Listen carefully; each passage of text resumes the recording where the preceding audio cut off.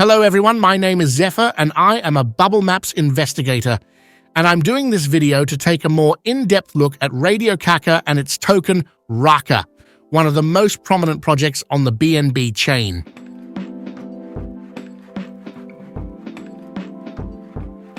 As always, I also advise the RACA community to do research when investing, and in this case, Bubblemaps can really help you. Bubblemaps shows you in real time the first 150 holders whose addresses you will find in the list on the right, showing them here in the center in the form of 150 bubbles, and the size of the bubble is proportional to the tokens that are inside the wallet.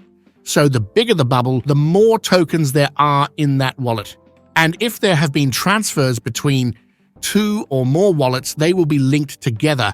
And it's because of these connections we could find any kind of cluster or any form of wallet manipulation, wash trading, wallet splitting, and all those unsafe things that through Bubblemaps can be found in seconds.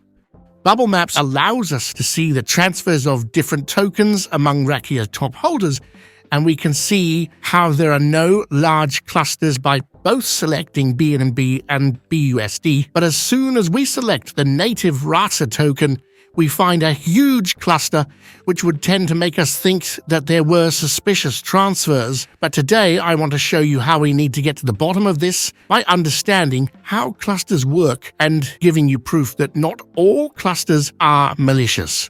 We start by hiding the exchanges from the list, and we see how the cluster has decreased a little bit, but still remains very big. I also remove by hand some exchanges that are still left in the list, and we still notice a big cluster, very suspicious. And then in these cases, we have to arm ourselves with patience and do some on-chain research. The reason is that not all wallets are recognized by Etherscan and the other block explorer, and that's why we need to do a manual verification to go and hide those wallets that precisely are not from private investors, but could represent maybe an exchange address or even team wallets like marketing wallet, staking wallet, and so on. In this case, we know for sure that the second wallet in the list is Gate.io, while the third is the OKX exchange, so we can hide them, and already notice how the cluster is slightly deflating. Next we have in fifth position a private investor whose interactions with other top holders I have not found and who seems to have bought the token on the market completely independently in recent months, so we can leave his bubble on the screen.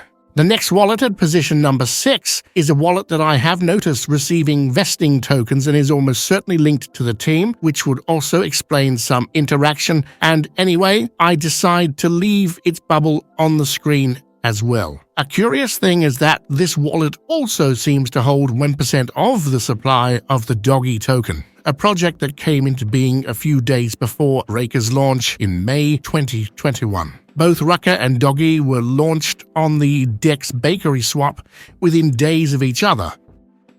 At position 10, we can find a wallet that represents the provider bridge between the ETH and BNB networks of the RACA token, which is why we will hide it, as it is not very relevant. Number 12 on the list, we find something interesting. In fact, this wallet, from which a new small cluster starts, would appear to be associated with RadioCaca CEO Jeff Watney. This wallet would appear to be linked to a wallet on the Ethereum network via an OpenSea account, and the name of the account has been renamed Jeff Watney, with a Metamon profile image that are among the most important NFTs in the RACA ecosystem.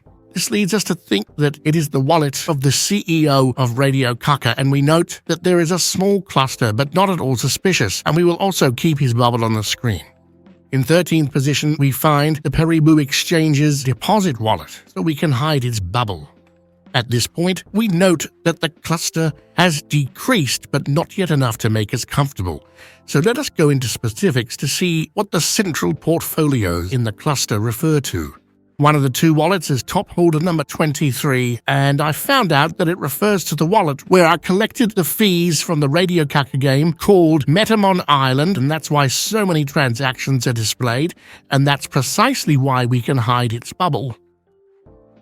The last wallet I researched is the top holder number 30, which represents the fee collection wallet of the RadioCaca marketplace, and so we can hide its bubble as well.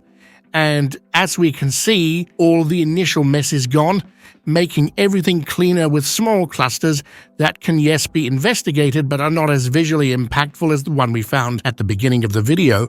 Obviously, the biggest cluster now is the team wallet interactions that we saw initially, but already from the shape, it does not create much suspicion. Checking also the interactions of the top holders with BNB token and BUSD, we do not find any relevant things, and for that, I think I can say that the RACA team has done a good job over time.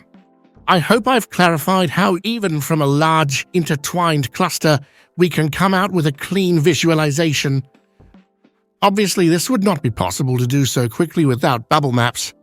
I wish you guys a good day, and I will see you at the next analysis.